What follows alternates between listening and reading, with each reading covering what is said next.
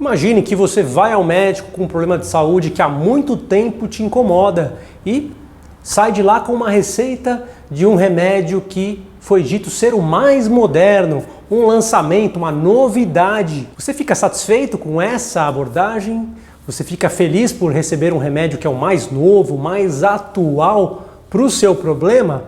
Será que esse é um bom argumento para a gente receitar um medicamento? Vamos falar disso hoje. Vamos descobrir quais são os principais erros que a gente vê no dia a dia, na prática clínica e psiquiátrica, relacionado a esses conceitos que nem sempre são os mais inteligentes na hora de tratar uma doença e de resolver um problema de saúde.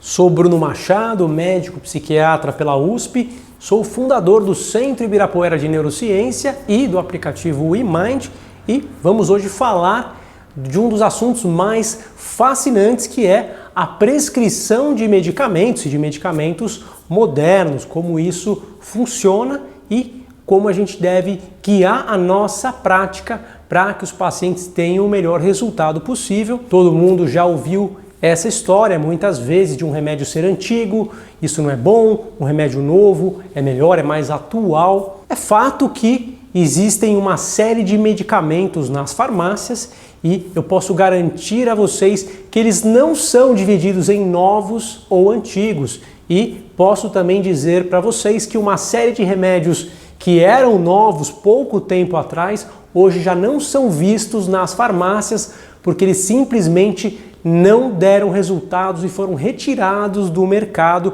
porque eram inferiores, inclusive, aos concorrentes antigos. Isso acontece, por exemplo, com antidepressivos, antipsicóticos, com antibióticos, com remédios para acidez no estômago, antialérgicos, enfim, em todas as áreas da medicina você vai encontrar exemplos como este. E mais do que isso, muitas vezes remédios clássicos, remédios que são conhecidos há décadas, até mesmo baratos, mais acessíveis, têm resultados, para alguns casos, muito superiores a remédios mais modernos, mais novos. Então, ser mais novo não significa ser mais eficiente e não necessariamente significa que o remédio vai dar menos efeito colateral ou vai ser melhor. Vou no vídeo de hoje dar exemplos práticos de medicamentos que são erroneamente prescritos sob o pretexto de serem mais modernos. Todo mundo sabe que a indústria farmacêutica investe pesado e realmente pesquisa a fundo, especialmente fora do Brasil. Aqui no Brasil não existe tanto essa tradição, essa visão, mas as indústrias internacionais pesquisam muito e buscam o desenvolvimento de produtos novos e que possam trazer lucro para elas. Claro, elas precisam pagar, financiar a sua operação, elas não vão existir se elas não tiverem retorno financeiro. Então é óbvio que elas investem buscando desenvolver remédios que idealmente sejam inovadores, disruptivos, que possam trazer tratamentos novos para soluções que muita gente vem buscando. Claro, se for assim, será um grande sucesso comercialmente. Podemos dar exemplos aqui. Quando foi lançado o Viagra, por exemplo, foi uma novidade avassaladora. Enfim, quando foram lançados os primeiros antipsicóticos, os primeiros antidepressivos, imagine o primeiro anti-inflamatório, remédios que revolucionam, que realmente têm a capacidade de trazer uma nova perspectiva terapêutica, fazem um sucesso comercial muito grande, mas a verdade é que esses casos são muito raros. A gente não vê todo ano remédios que venham a revolucionar a medicina. Isso é coisa que acontece de tempos em tempos e a maioria dos lançamentos tenta bater os concorrentes que já existem, tenta ser melhor em termos de eficácia do que um remédio que já existe ou tenta ter menos efeitos colaterais. Por exemplo, ser mais eficaz que um antidepressivo, dar menos efeito colateral do que um anti-inflamatório, algo que represente uma vantagem e possa permitir que aquele produto ajude mais pessoas e, consequentemente, a empresa tenha o sucesso em ter o seu retorno para o seu investimento. Porém, o que vem acontecendo nos últimos anos é que, na maioria das vezes, especialmente na psiquiatria, os remédios novos trazem algumas vantagens pontuais acompanhadas de algumas desvantagens, com um grande número de opções terapêuticas, um grande número de remédios disponíveis e, claro, muitos diagnósticos e circunstâncias possíveis. A regra tem sido que cada medicamento tenda a ter um resultado melhor em um determinado perfil de paciente. Não existe um remédio universal que dê conta de todas as circunstâncias.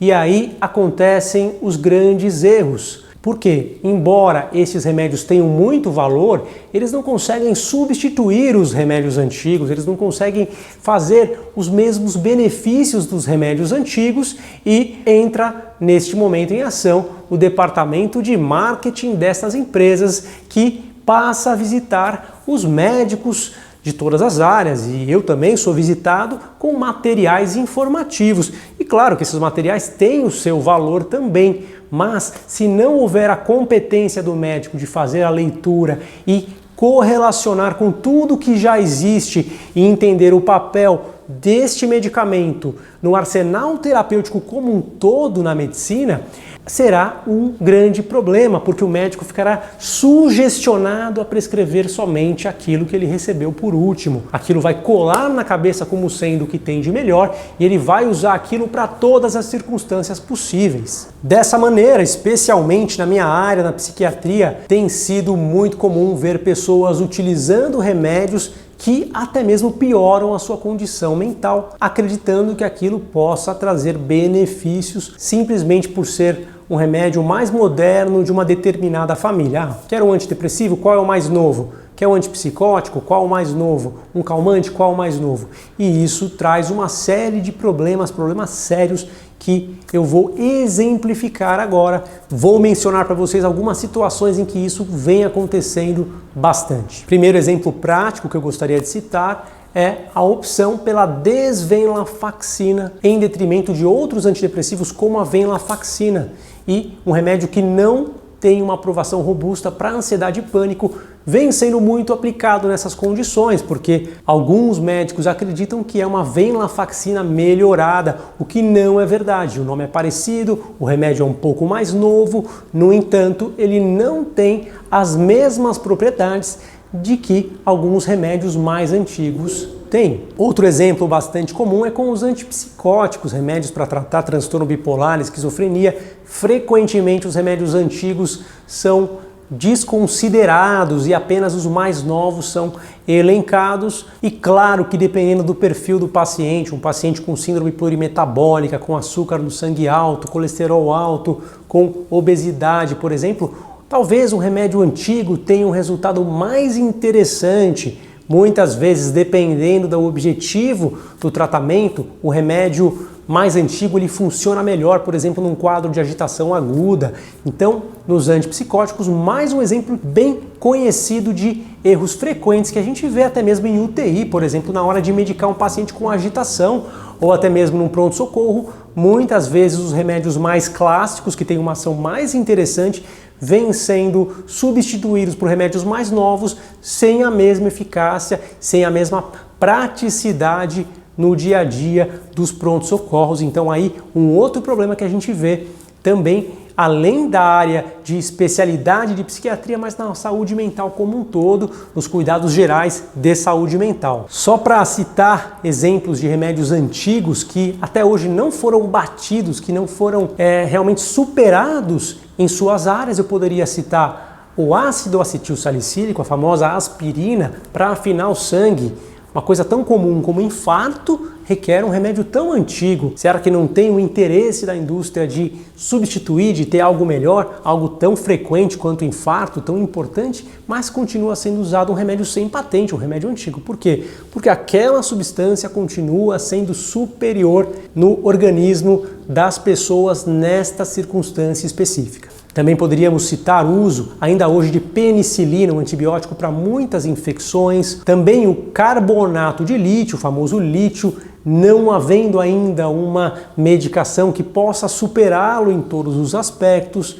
Dentre outros exemplos de remédios antigos que estão aí há muitas décadas nas farmácias e continuam sendo referência em determinados tratamentos. Um outro exemplo que eu vejo em quadros de ansiedade é a utilização de vortioxetina ao invés de escitalopram. Os dois foram descobertos, lançados por um mesmo laboratório, um laboratório muito sério, que é bastante inovador, e por isso muitos preferem somente o remédio mais novo, mas o remédio mais novo tem grandes vantagens, claro, mas há desvantagens em alguns quadros também de ansiedade. Então, nem todos os pacientes têm que ir por este caminho. A gente vê muitas vezes pacientes que se dão mal porque vão pelo caminho errado. Nos tratamentos de depressão, transtorno bipolar, vemos mais recentemente o brexpiprazol, que é um remédio importante, que tem o seu papel, mas que não substitui todas as possibilidades do aripiprazol, e muita gente vem fazendo essa troca sem desconsiderar algumas limitações que este remédio tem em muitos diagnósticos, sem permitir um resultado adequado. E claro, não é um remédio isento também de efeitos colaterais, como muitos pensam. Não necessariamente ele é superior ao remédio um pouco mais antigo. Ainda falando de transtorno bipolar, o Latuda no lugar da quetiapina. Um remédio como a quetiapina, que ainda tem superioridade em mais fases do transtorno bipolar do que o Latuda, e muita gente troca apenas por ser um remédio mais novo. Então, aqui alguns exemplos dentre muitos outros que a gente poderia citar acerca de remédios novos. Claro, sou a favor de medicamento novo, sempre vou buscar aquilo que é melhor para os meus pacientes, mas a gente precisa conhecer a fundo cada tratamento para que a gente possa aplicá-lo na condição certa.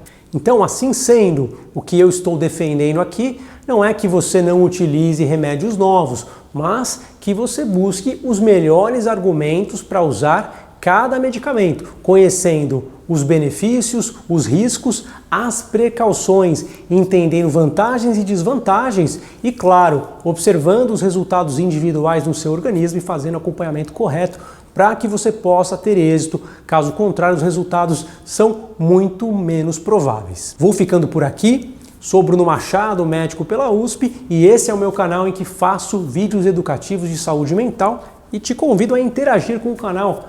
Curte, compartilha, comenta, segue o canal. Tudo isso é importante. Mesmo que você siga o canal e não interaja, dificilmente você vai receber os novos conteúdos. Claro, vale a pena ativar o sininho das notificações também. Um abraço a todos, tchau, tchau!